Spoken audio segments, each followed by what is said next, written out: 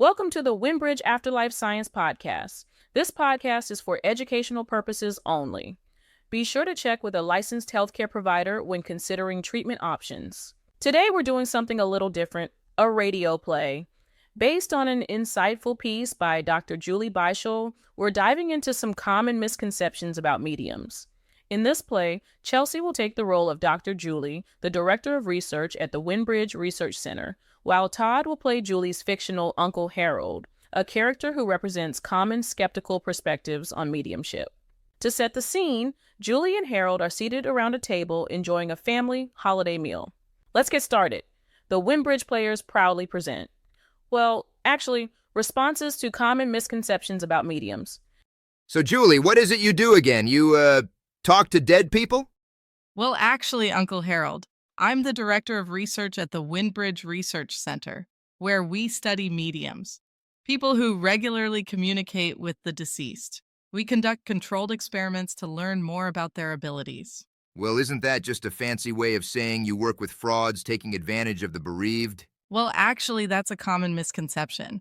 It's like saying all mechanics or doctors are con artists. Just because some people may act unethically in any field doesn't mean the entire profession is a scam. Our research with scientifically tested mediums has shown they can report accurate and specific information about deceased people, even under strict lab conditions. Come on! You're telling me there's good evidence for this medium stuff? Well, actually, decades of research have been performed, including government-funded studies, that show statistically significant evidence supporting psychic and mediumistic abilities. Even well-regarded researchers around the world have reviewed these studies and found strong support for the existence of psychic phenomena. How can science even study something like mediumship? It's not exactly your typical lab experiment. Well, actually, science is a tool set we can apply to almost anything, Uncle Harold. For over a century, scientists have used these methods to study mediumship and related phenomena. It's not about the subject itself, but rather the methods we use to approach it scientifically. All right, so let's say there's something to it. Why don't more scientists study it? Good question. Research on mediumship faces stigma and limited funding. It's a taboo topic in some circles, and funding for controversial research is hard to come by. This means that only a few dedicated research groups can do this work, but we're working to expand awareness and support. Okay, tell me this. If mediums are real, why don't they just use their abilities to win the lottery?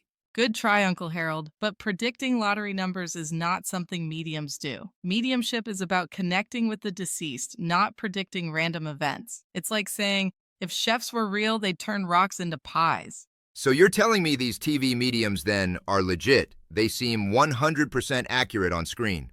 Well, actually, that's mostly due to editing, Uncle Harold. TV shows cut and polish footage for entertainment, which creates unrealistic expectations.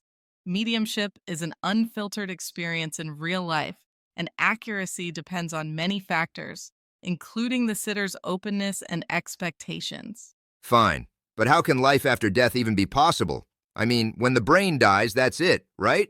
Well, actually, that's only one theory. There's a lot of evidence suggesting consciousness might exist beyond the physical brain. Think of it like a TV set. If the TV gets damaged, the picture is affected, but that doesn't mean the picture originates from the TV itself. Many believe that consciousness is received by the brain rather than produced by it. This concept aligns with evidence that consciousness could continue after the brain and body die. Interesting, but why is research on these topics important? Well, actually, it's tremendously important. Our research directly impacts treatments for grief, alleviates anxiety around death, and assists in end-of-life care decisions. All right, Dr. Neese, I had no idea. This has been really helpful.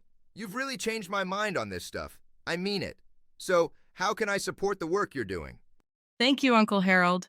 You can visit windbridge.org to donate and help support our research. We're a nonprofit organization, so every bit goes directly toward advancing our studies and providing free educational resources. Count me in for a monthly donation. This is fascinating stuff, and I'm glad you're doing it. I can't think of a topic that affects more people. End scene. Thanks for tuning in to this special radio play edition of the Windbridge Afterlife Science Podcast. If you enjoyed today's episode, please subscribe, like, and share. Visit windbridge.org to join our email list and support our work. For more information about today's topic, check out our show notes, discussion questions, and download the full Well Actually script at afterlifescience.org. Until next time.